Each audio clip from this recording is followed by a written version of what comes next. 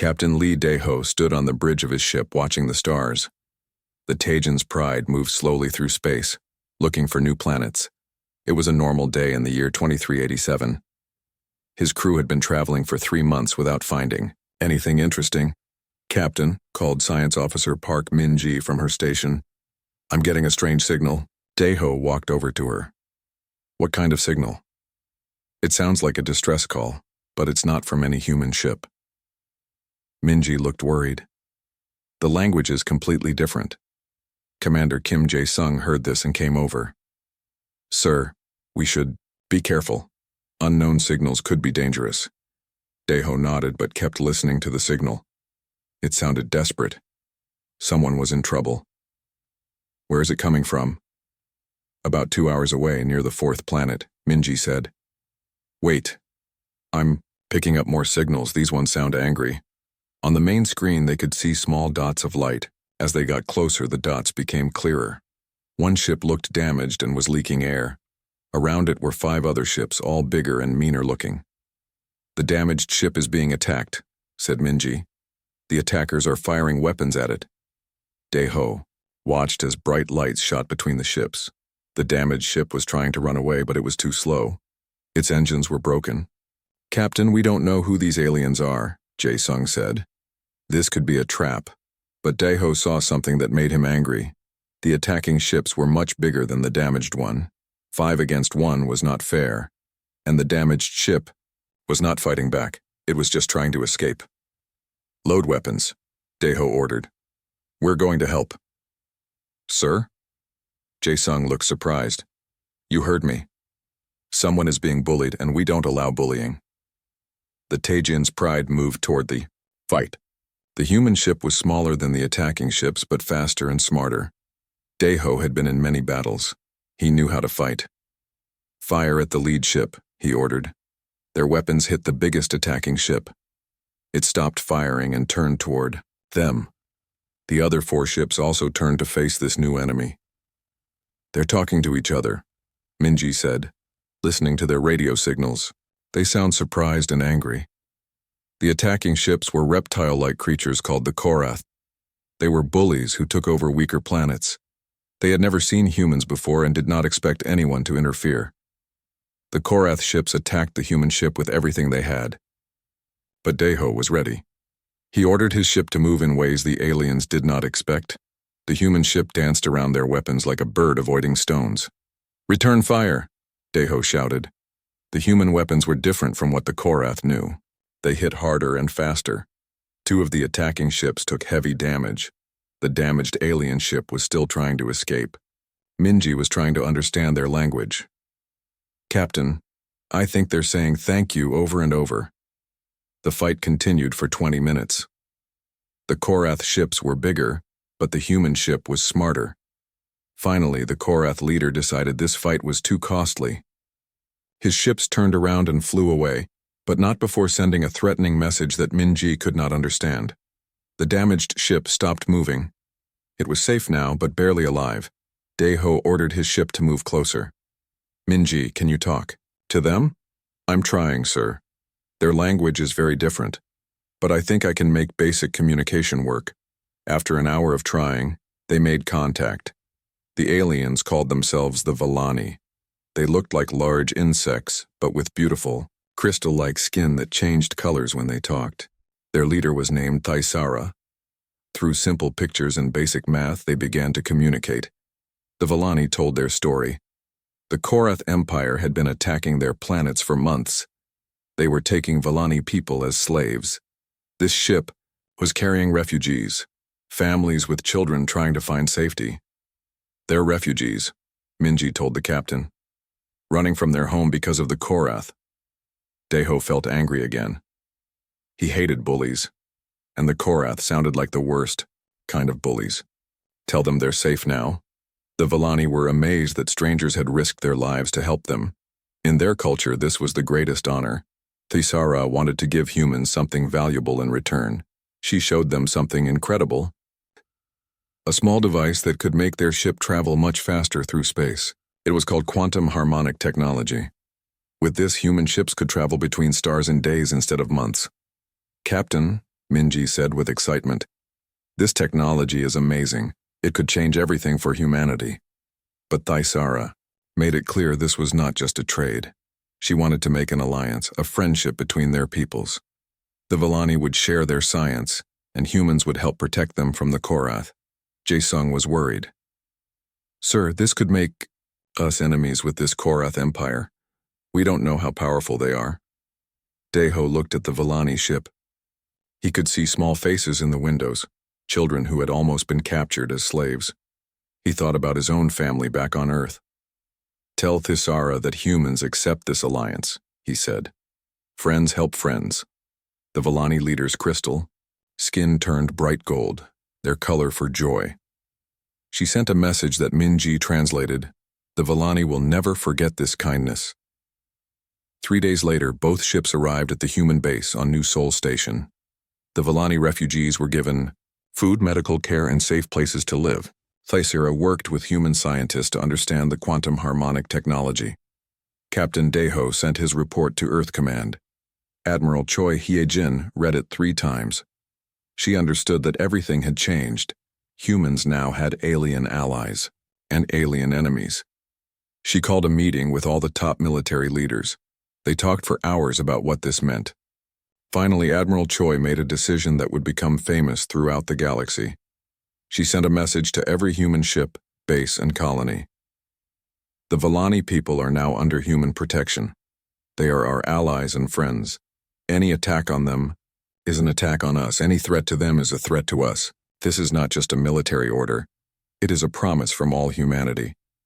Back on the Taejin's Pride, Daeho received this message. He smiled and showed it to Minji and Jae-sung. Look, he said. We did the right thing. Minji was still working with Thaisara on the quantum technology. Every day they learned more from each other. The Villani were peaceful but very smart. They had science that could help humanity explore the galaxy safely, but they also warned about the dangers out there. The Korath Empire was just one of many hostile groups.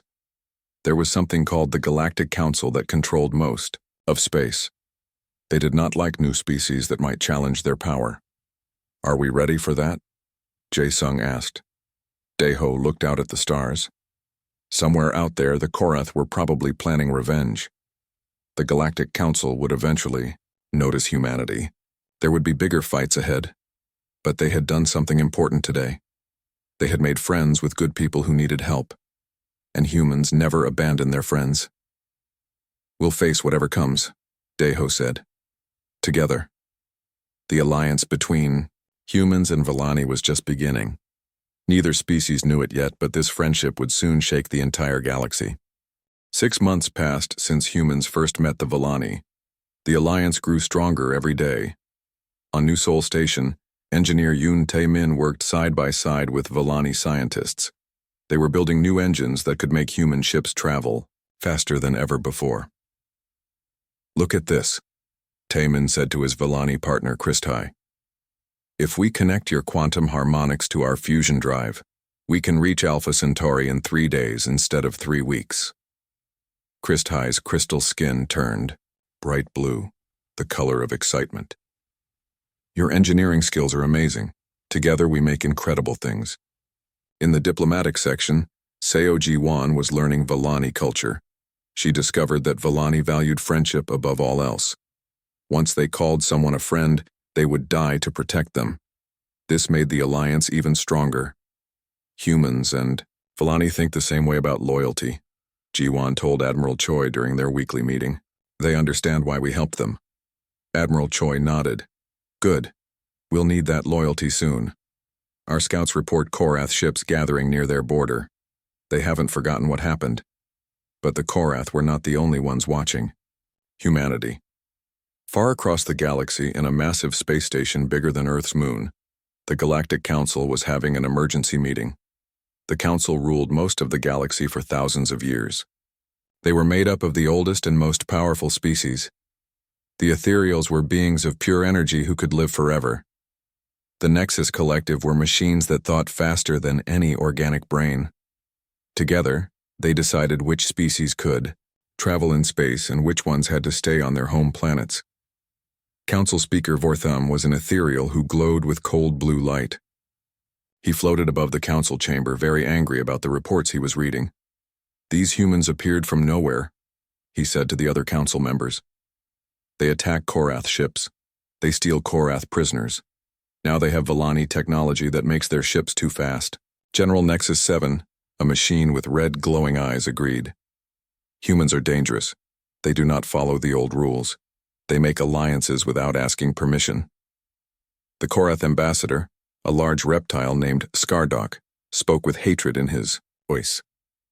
"Humans humiliated our fleet. They made us look weak. Give us permission to destroy them." But Vortham had a different plan. "No. First, we give them a chance to surrender. If these humans are smart, they will hand over the Vallani and beg for mercy." 3 weeks later, a huge ship appeared near Earth. It was bigger than any human ship, glowing with strange energy. This was Vortham's personal vessel, the Eternal. Judgment President Nam Sung-ho received the message from space. "The Galactic Council demands to speak with your leaders immediately." Nam was a calm man who had led humanity through many difficult times.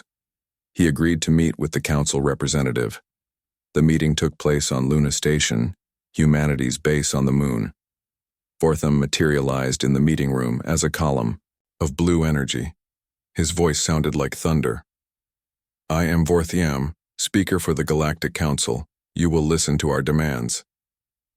President Nam sat quietly at the table with Admiral Choi and Foreign Minister Lee Kyung-mi.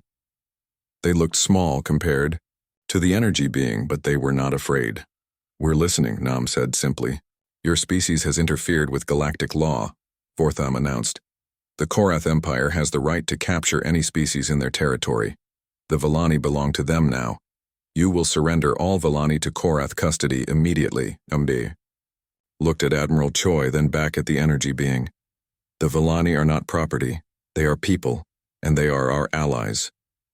Vortham's glow became brighter, showing his anger. "You do not understand. The Galactic Council has kept peace for 10,000 years. We decide who lives and who dies. We decide who is free and who is enslaved." "That's not peace," said Foreign Minister Lee. "That's tyranny." "Call it what you want," Vortham replied coldly. "It works. Weak species serve strong species. This is the natural order." Back on New Seoul Station, Intelligence Officer Bae Soo-jin was working late in her office. She had been studying intercepted communications from across the galaxy. What she found made her sick to her stomach. "Admiral," she called Choi on the emergency line. "You need to see this immediately." Soo-jin had discovered the truth about the Galactic Council. They were not peacekeepers. They were slavers on a massive scale. For thousands of years, they had been letting strong species attack weak ones. When the weak species begged for help, the Council would rescue them in exchange for becoming servants forever. The Vallani were not the first species to face this choice.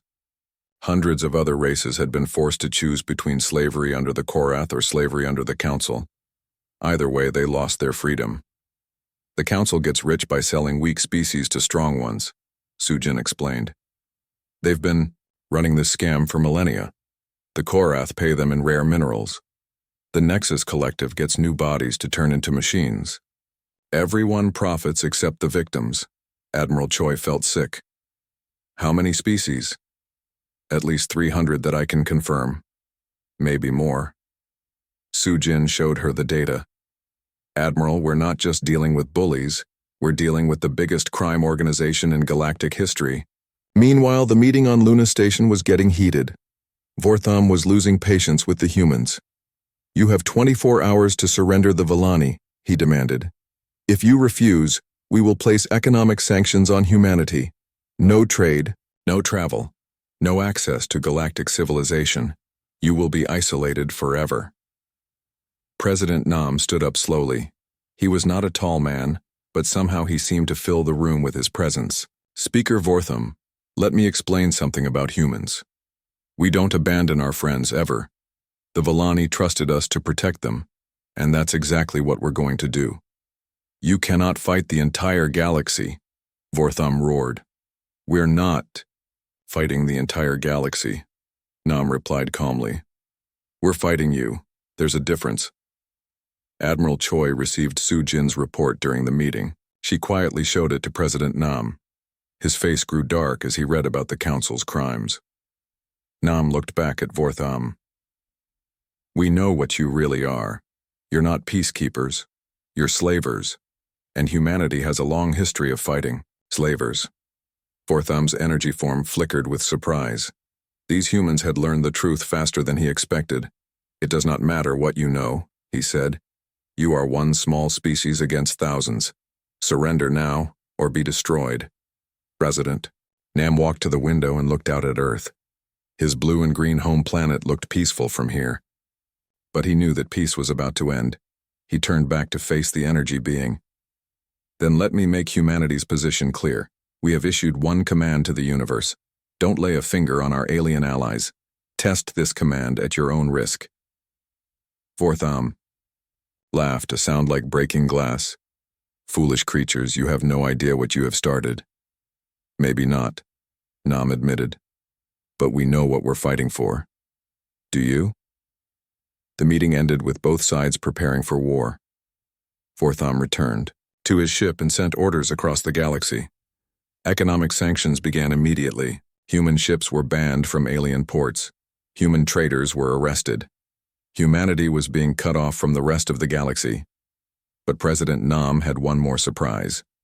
He activated the emergency broadcast system and sent a message to every human, colony, ship, and station. Fellow humans, we face a choice.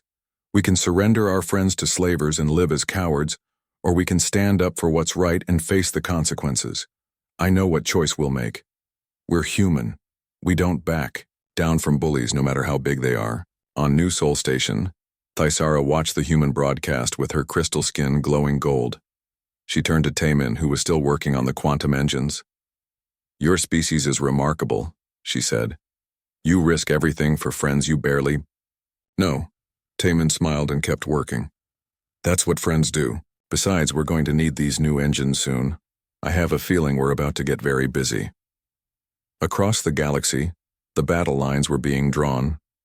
The Galactic Council expected humanity to collapse under pressure. They had never met a species willing to fight for others before. They were about to learn why that was a mistake. The Galactic Council's punishment was swift and harsh. Within 1 week, human ships could not buy fuel at alien stations. Human traders were arrested at every port. The sanctions hit humanity like a punch to the stomach. On Mars Colony, Governor Park Hae-jung watched food prices rise every day. We can't get supplies from the Centauri farms, she told her staff. The council has blocked all our trade routes. But humans were stubborn. Instead of surrendering, they worked harder. Farmers on every human world planted more crops. Miners dug deeper for resources. Factory workers built ships faster than ever before. Fleet Admiral Huang Do-young called a meeting of all military commanders. The room was full of worried faces, but Do-young looked calm and determined. The council thinks they can starve us into giving up our friends, he said. They're wrong. We're going to show them what happens when you corner a human. Chief strategist Ro Yun-seo stood up with a data pad in her hands. She was small and quiet, but her mind was like a computer that never stopped working. I've been studying council military tactics, she explained. They're used to fighting enemies who think like them. Big fleets, direct attacks, traditional battles. But humans don't fight traditionally. What do you mean? Asked Admiral Choi. Yun-seo smiled. We're going to teach them about guerrilla warfare, hit and run attacks, psychological warfare, make them afraid to sleep at night. Meanwhile, the Korath Empire was getting ready for war. War Chief Grakthos gathered his largest fleet near the human border. He had been dreaming of revenge for months. These humans embarrassed us, he told his officers. Now we will show the galaxy what happens to those who interfere with Korath business. The first target was Research Station Harmony, a joint human-Villani facility in the Kepler system. The station was studying quantum harmonic technology, trying to make it even better. 50 human scientists worked alongside 30 Villani researchers. Captain Oh Min-woo commanded the destroyer Soul's Hammer. one of 3 human ships guarding the station. When his sensors detected the Korath fleet approaching, he counted 12 enemy ships. "Sir, we're outnumbered 4-1, said his weapons officer, Lieutenant Shin Yejin. O studied the tactical display. The Korath had bigger ships and more firepower. In a normal fight, the humans would lose quickly. But O had been thinking about what strategist Yun Seo had taught them. "We're not going to fight normally," he said. "Signal the other ships. Operation Angry Wasp is now active." The Korath fleet arrived expecting an easy victory. They found the human ships retreating toward the research station.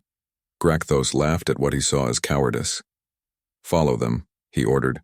"Capture the humans alive. I want to make examples of them."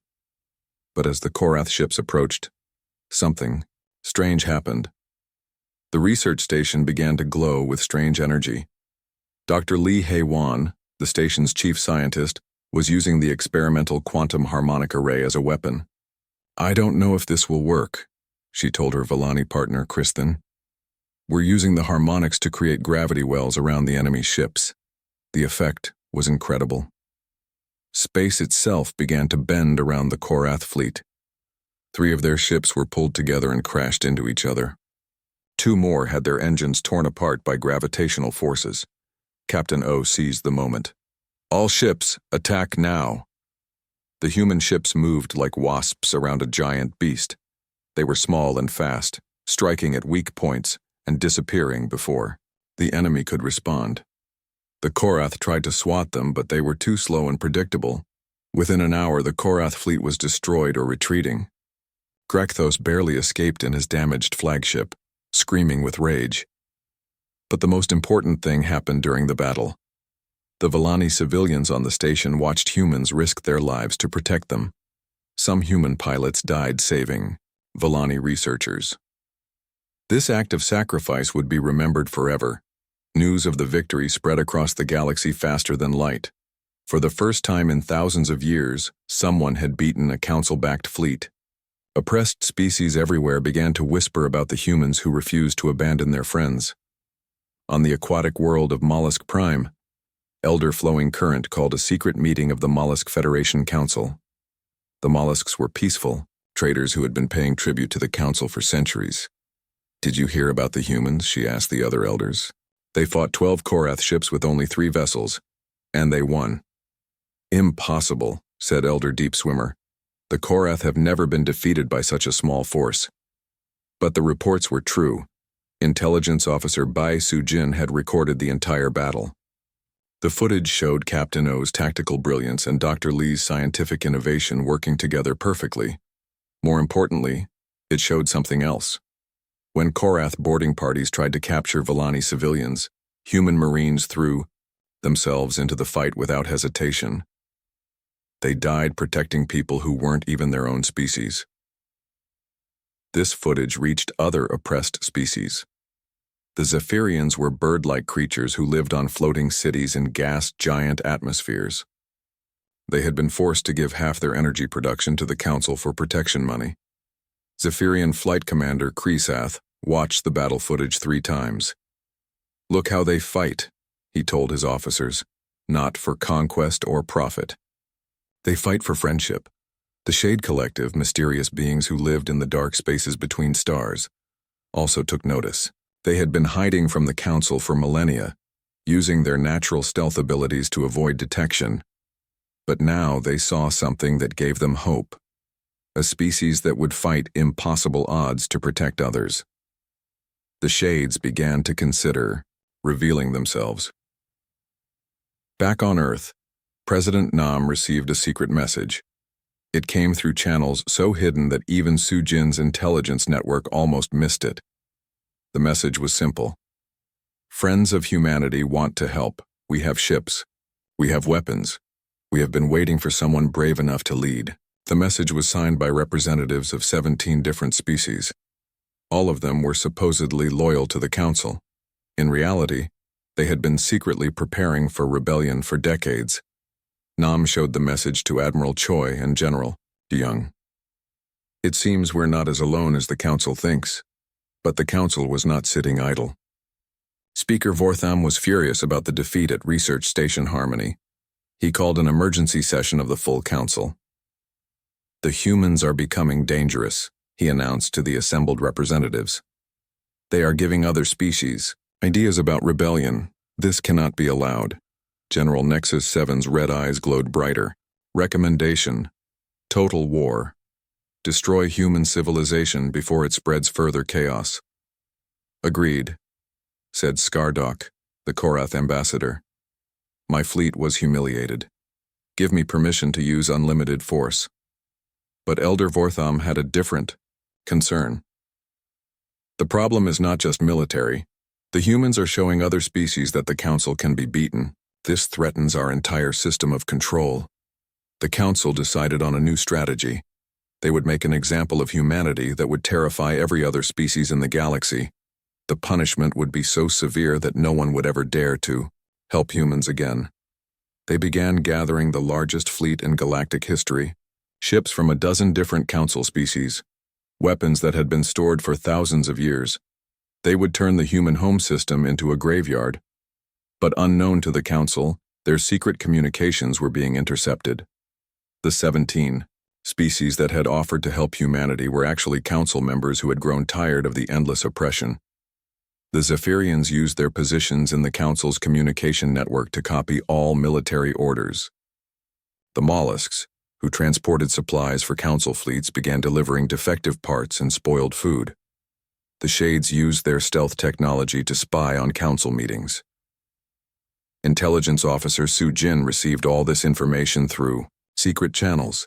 She brought it to Admiral Choi with a mixture of excitement and fear. "Admiral, the Council is planning something called Final Solution," she reported. "They're going to attack Earth directly with over 200 ships."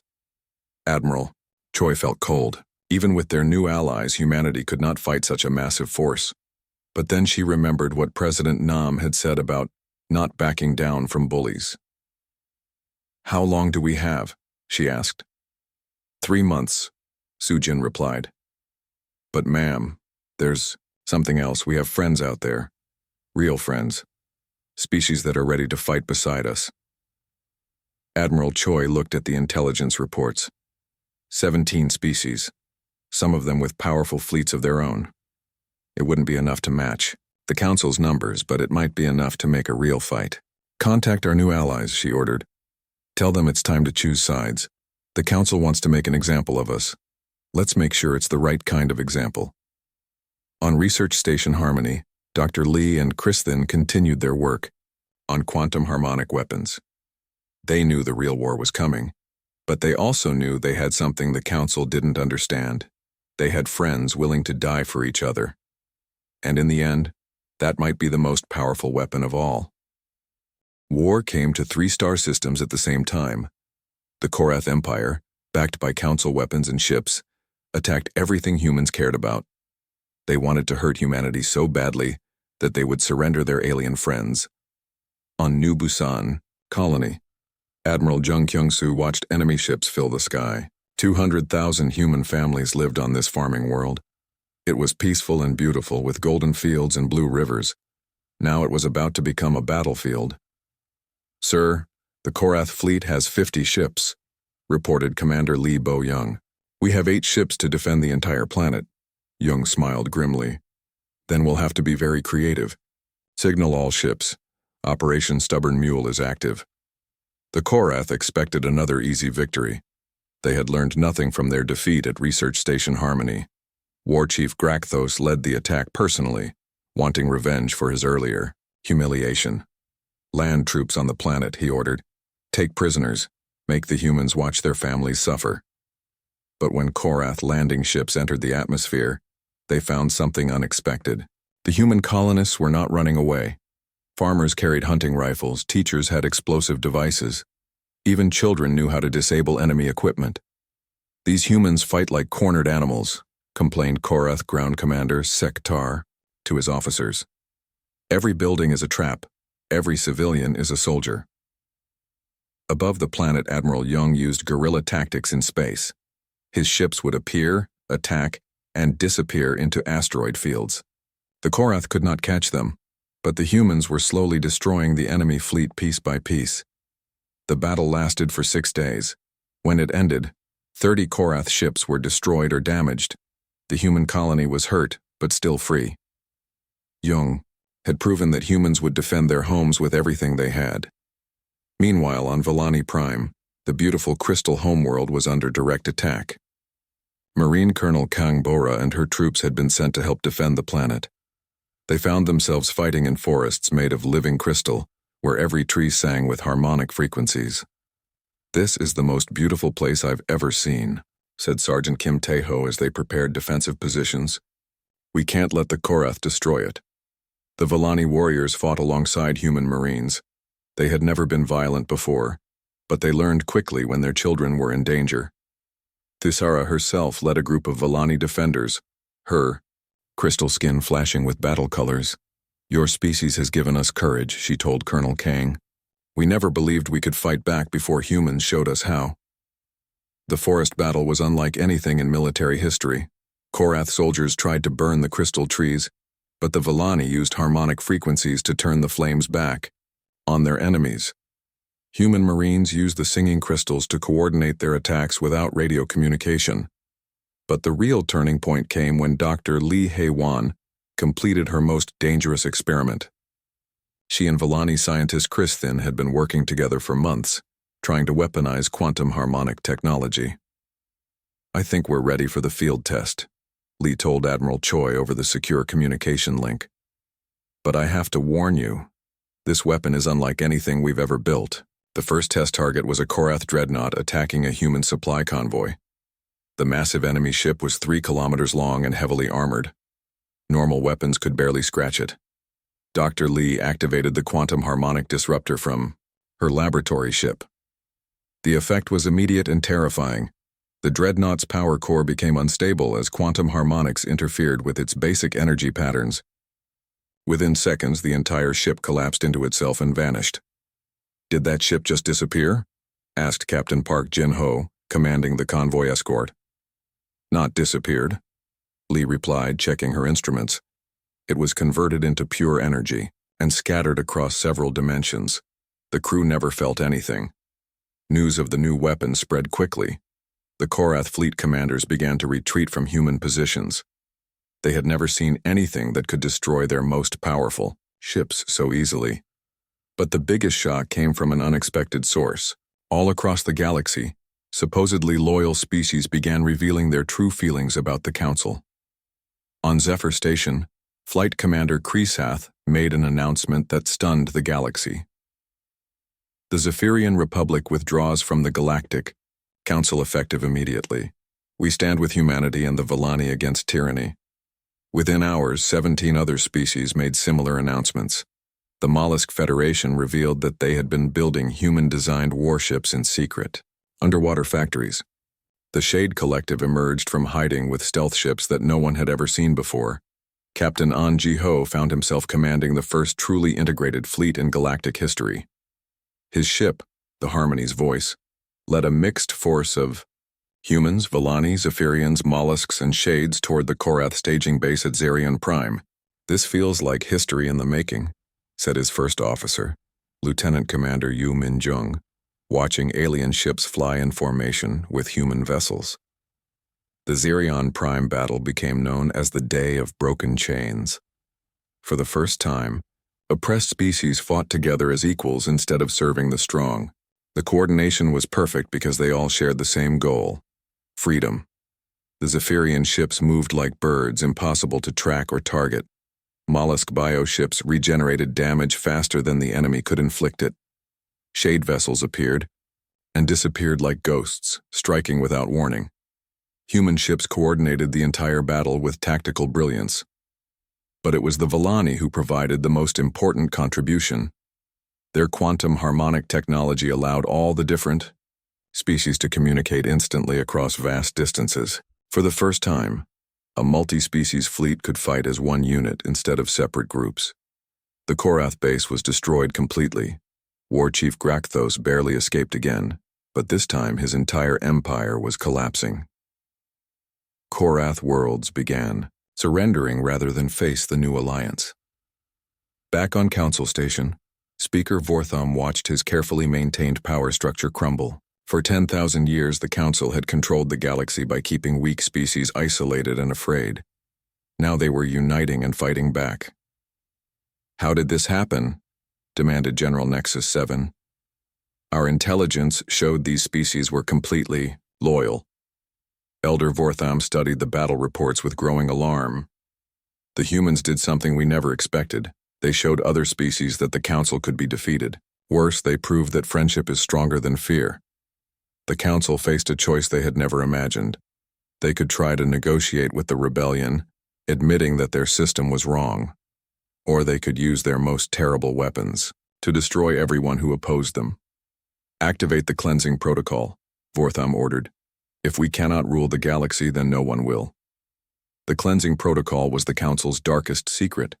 Ancient weapons designed to sterilize entire star systems, turning planets into lifeless rocks. They had been built during the First Galactic War thousands of years ago, and hidden ever since. Intelligence Officer Basu Jin intercepted the activation codes and immediately alerted Admiral Choi. "Ma'am, they're preparing to use planet killer weapons. They're going to destroy every world that joined our alliance." Admiral Choi felt cold terror. The quantum harmonic weapons were powerful, but they could not stop something designed to kill entire planets. Billions of innocent people were about to die. "How long do we have?" she asked. "The weapons need 48 hours to charge," Sujin replied. "But once they fire, nothing can stop them." On the Harmony's voice, Captain An received the emergency orders. All Alliance ships were to attack Council Station immediately. It was a desperate gamble. If they failed, entire civilizations would be wiped out. "Set course for Council Station," An ordered. "Maximum speed." Lieutenant Commander Yu looked worried. "Sir, Council Station has been the center of galactic power for millennia. It will be the most heavily defended target in the galaxy." "Then, we'll have to be better than we've ever been before," An replied. "Signal the fleet. Tell them we're going to save the galaxy or die trying." As the Alliance fleet raced toward the final battle, humans across the galaxy prepared for the ultimate test. They had started this war to protect their friends. Now they had to save everyone from the Council's final revenge. The message Admiral Choi sent to all human forces was simple. "Remember why we fight. Not for conquest or glory, but because someone has to stand up for what's right. Today we find out if friendship really is stronger than fear." The storm was about to break over Council Station, and everyone in the galaxy would learn whether hope could triumph over 10,000 years of tyranny. Council Station had never been attacked in its 10,000-year history. The massive orbital platform was bigger than most moons, protected by energy shields that could stop entire fleets. Today, it faced something the builders never imagined: a united galaxy fighting for freedom. Admiral Choi Hee-jin stood on the bridge of the flagship Harmony's Voice, watching the largest fleet in galactic history approach their target.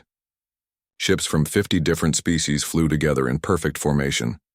Humans, Villani, Zephyrians, mollusks, shades, and dozens of others who had broken their chains. "Fleet status report," she ordered. 2,000 ships ready for battle, reported Captain An Ji-ho. "All species commanders confirm they're prepared to follow your orders, Admiral." Choi felt the weight of history on her shoulders. In 45 minutes, the cleansing protocol would activate. If they failed, 20 billion people on rebellious worlds would die. This was humanity's greatest test. "Signal the fleet," she commanded. "This is Admiral Choi to all ships. Today we fight not for conquest, but for the right of every species to be free. Remember, we are not enemies seeking revenge. We are friends protecting friends." The Council's defenses were incredible. Thousands of automated weapon platforms surrounded the station. Energy barriers flickered like deadly rainbows. War machines that had slept for millennia awakened to defend their masters. But the Alliance fleet had something the Council could not understand: perfect cooperation between different species. Each race contributed their unique abilities to the battle plan. Shade ships used their stealth technology to slip past the outer defenses. Zephyrian fighters danced between energy beams like birds in a storm. Mollusk bioships absorbed damage and kept fighting. Volani vessels coordinated everything with quantum harmonic communication. And human ships did what they did best. They adapted to every situation and never gave up. The battle was fierce. Council Station's weapons destroyed dozens of Alliance ships, but for every ship lost, 2 more pressed forward. The defenders had superior technology, but the attackers had superior determination. Captain Yang Min-ho commanded the experimental ship Last Hope. His vessel carried the most dangerous weapon in the Alliance arsenal, a quantum harmonic disruptor powerful enough to affect the station's core systems. "Sir, we're taking heavy fire," reported his weapons officer, Ensign Ko Unbi. "Shields at 30%. Yang studied the tactical display. The cleansing protocol weapons were almost charged. In 20 minutes, they would fire automatically. Someone had to stop them, no matter the cost. "Set course for the station's core," Yang ordered. "We're going in." "That's a suicide mission," said his first officer, Commander Ryu So-min. "The radiation will kill us all." Yang looked around at his mixed crew, humans, Volani, and Zephyrians, who had volunteered for this desperate mission. Better to die saving everyone than live knowing we could have tried. The Last Hope dove toward Council Station's heart, fighting through layers of defenses. Yang's crew worked together perfectly, each species contributing their skills. Volani engineers kept the quantum harmonic stable. Zephyrian pilots made impossible maneuvers. Human determination held them all together. They reached the core just as the cleansing protocol began its final activation sequence. The weapons were preparing to fire at 20 different worlds. Yang could see the targeting data: New Busan, Volani Prime, Zephyr Station, and 17 other Alliance worlds. "Activating quantum harmonic feedback loop," announced Volani engineer Prismtel. "If this works, the protocol's energy will reverse back into the station itself." Yang watched the countdown timer. 10 seconds until the planet killer weapons fired. His ship was falling apart around him, but the quantum harmonics were building to critical levels. "For friendship," Yang whispered, and pressed the activation button. The effect was beyond anything they had imagined. Instead of firing outward, the cleansing protocol's massive energy turned inward.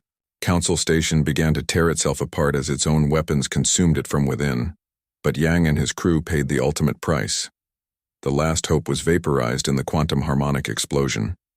37 beings from 3 different species died together, saving billions of lives. On the main fleet, Admiral Choi watched Council Station collapse. The ancient symbol of galactic oppression was destroying itself with its own hatred. "All ships, cease fire," she ordered. "It's over."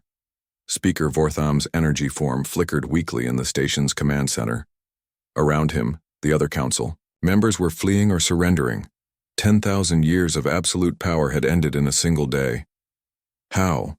he whispered to General Nexus 7, whose machine body was badly damaged. "How did these primitive species defeat us?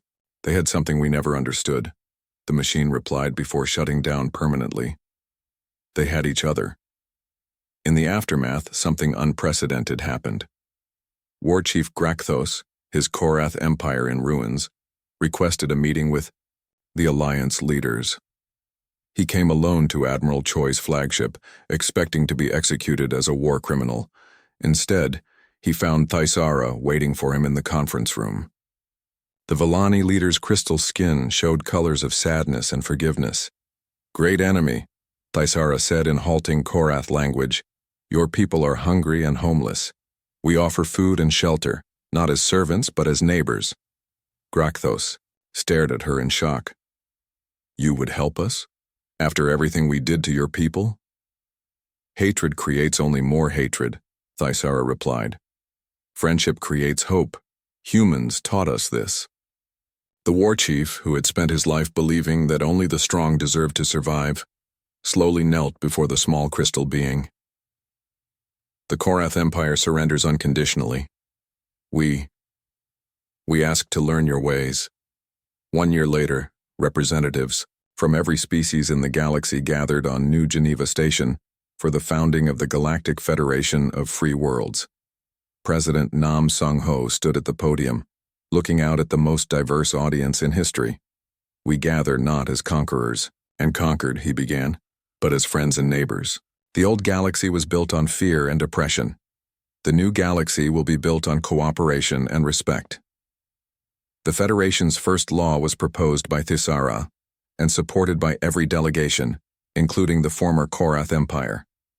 It was simple, but revolutionary. No member species shall face extinction or enslavement alone. An attack on one is an attack on all. In the audience, former War Chief Grakthos sat next to Zephyrian Flight Commander Kreesath. They were working together on a project to rebuild worlds damaged by the war. The reptilian warrior and the bird-like pilot had become unlikely friends. "Your humans changed everything," Grakthos said quietly. "They're not just human values anymore," Kreesath replied. "They're galactic values now." Admiral Choi, now the Federation's first Supreme Commander, watched the ceremony from the observation deck. Beside her stood the leaders of all the allied species, including some former council members who had chosen cooperation over conquest. "Do you think it will last?" asked Mollusk Elder Flowing Current.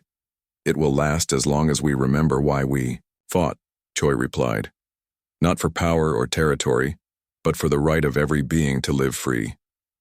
The ceremony concluded with the unveiling of a memorial wall.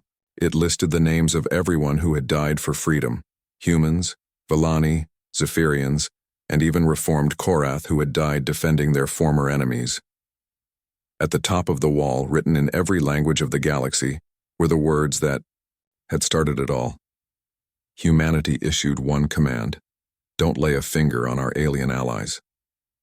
But below that, in smaller letters, was the new motto of the Galactic Federation: an attack on one is an attack on all. Young beings from dozens of species played together in New Geneva's parks. Human children taught Villani younglings how to play soccer. Korath hatchlings learned patience from mollusk spawn. Zephyrian fledglings shared flight techniques with everyone who could float or jump. Above them, in orbit, the integrated fleets of the Federation patrolled the trade routes. Never again would pirates or slavers terrorize the weak. Never again would ancient powers crush the dreams of young species. Engineering Chief Yoon Tae-min, now head of the Federation's technology-sharing program, worked with scientists from every world. They were building new wonders: cities that floated in gas-giant atmospheres, farms in the hearts of stars, ships that could travel between galaxies. "Amazing what we can accomplish when we work together," he said to his Villani partner, Kristhin. "Humans showed us the way," she replied, her crystal skin glowing with happiness. "But now we all walk the path together." In a small cafe on Earth, Captain Lee Dae-ho read the news feeds from across the galaxy. Everywhere, former enemies were becoming friends. Species that had hidden in fear for millennia were exploring the stars openly. The galaxy was healing.